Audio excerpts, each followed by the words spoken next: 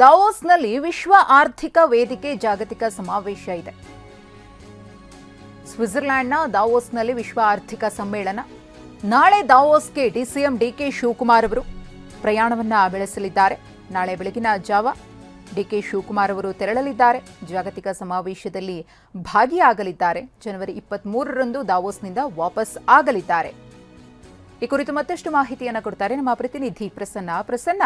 ಒಂದಷ್ಟು ಕಾರ್ಯಕ್ರಮಗಳ ನಿಮಿತ್ತ ಡಿಕೆ ಶಿವಕುಮಾರ್ ಅವರು ದಾವೋಸ್ಗೆ ತೆರಳೋದಿಲ್ಲ ಅನ್ನೋದ್ರ ಬಗ್ಗೆ ಮಾಹಿತಿಗಳು ಲಭ್ಯವಾಗ್ತಾ ಇತ್ತು. ಆದರೆ ಇದೀಗ ಅವರು ತೆರಳುತ್ತಿದ್ದಾರೆ ದಾವೋಸ್ಗೆ.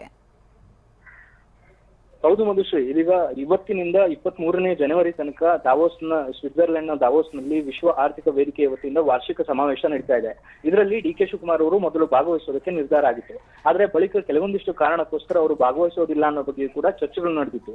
ಇದನ್ನ ಬಿಜೆಪಿ ನಾಯಕರು ರಾಜಕೀಯ ಕಾರಣಕ್ಕೋಸ್ಕರ ಡಿಕೆ ಶಿವಕುಮಾರ್ ಅವರು ಬಂಡವಾಳ ಹೂಡಿಕೆ ಈ ರೀತಿಯ ಒಂದು ಸರ್ಕಾರದ ಪರವಾಗಿ ಭಾಗವಹಿಸುವಂತಹ ಅವಕಾಶವನ್ನ ತಪ್ಪಿಸ್ಕೊಳ್ತಿದ್ದಾರೆ ಅನ್ನುವಂತಹ ಟೀಕೆ ಟಿಪ್ಪಣಿಗಳನ್ನ ಕೂಡ ಮಾಡಿದ್ರು.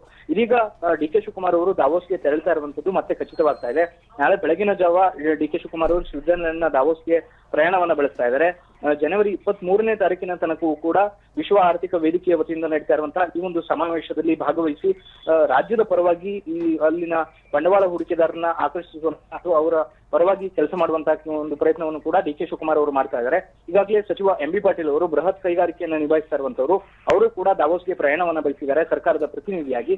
ಇದೀಗ ಡಿಕೆ ಶಿವಕುಮಾರ್ ಅವರು ನಾಳೆ ದಾವೋಸ್ಗೆ ತೆರಳುವ ಮೂಲಕ ರಾಜಕೀಯ ಟೀಕೆ ಟಿಪ್ಪಣಿಗಳಿಗೆ ಒಂದು ಉತ್ತರ ಕೊಡುವಂತಹ ಪ್ರಯತ್ನವನ್ನು ಕೂಡ ಮಾಡ್ತಾ ಇದ್ದಾರೆ. ಮಧುಶ್ರೀ, ಓಕೆ, ಧನ್ಯವಾದ ತಮ್ಮೆಲ್ಲ ಮಾಹಿತಿಗಾಗಿ ಪ್ರಸನ್ನ.